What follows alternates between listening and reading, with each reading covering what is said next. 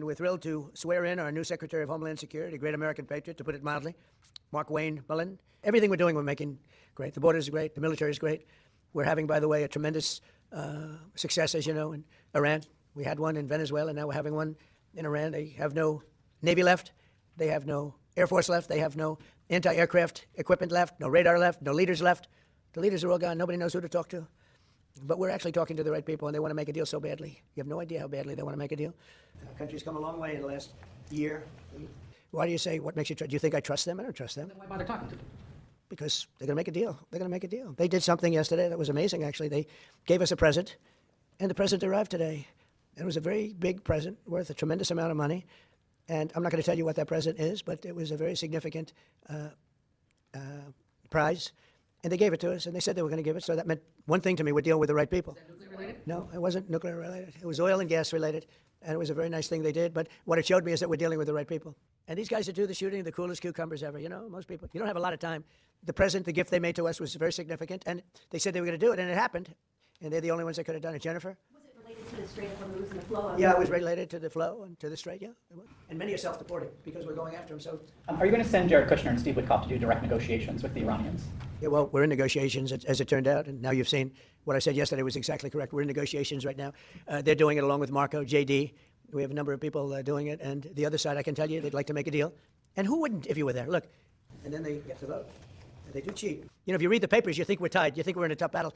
We are roaming free over Tehran, the city, Tehran, as opposed to Iran. We're roaming free. We can do whatever we want.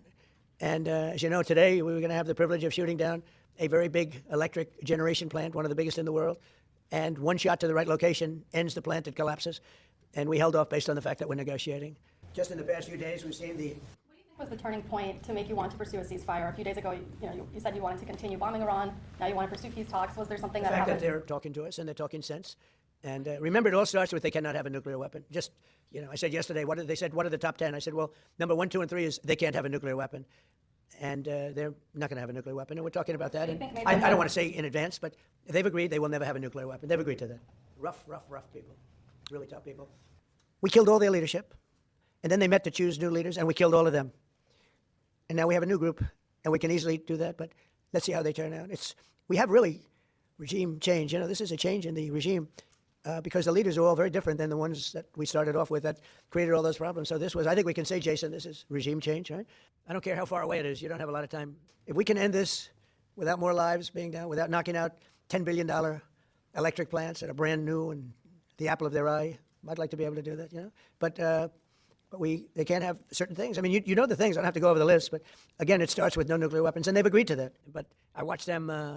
Saudi Arabia has been excellent, and UAE, excellent. And I will tell you, Qatar, incredible. Qatar took a hit, a pretty bad hit. Qatar is very close. You know, they're essentially, you can walk right over the border. Qatar took a hit. They've been great. They've been very strong. Kuwait, they had a little mishap. They shot down 3 planes with our missiles. They happen to be our planes. But the pilots made it. Can you imagine the pilots making it? The pilots saw what was coming. I watched them sit down and think. How hopeful are you that this peace deal will work out with Iran? You're talking about to end it? Well, I think we're going to end it. I can't tell you for sure. You know, I don't like to say this. We've won this. This war has been won. The only one that likes to keep it going is the fake news. I mean, the New York Times, you read the New York Times, it's like we're not winning a war where they have no Navy and they have no Air Force and they have no nothing. Great students, MITs, a lot of MITs, a lot of guys like this. And not. We negotiate with bombs. You have a choice as we loiter over the top of Tehran, as the president talked about your future. The president has made it clear that you will not have a nuclear weapon. The War Department agrees. Our job is to ensure that. And so we're keeping our hand on that throttle as long as hard as is necessary to ensure the interests of the United States of America are achieved on that battlefield. This is not Iraq and Afghanistan. This is not a president who's interested in vague end states. He's been very clear with us about what we need to accomplish, creating the conditions for them never to have a nuclear capability. It was one for the history books, truly. You know, the only 2 people that were quite disappointed, I don't want to say this, but I have to. I said, Pete and General Raisin Kane, I think this thing's going to be settled very soon. Here they go. Oh, that's too bad. Pete didn't want it to be settled. These guys are doing a great job. That's a good attitude, though, Tom, right? They were not interested in settlement. They were interested in just winning this thing. Thank you very much, everybody. Thank you.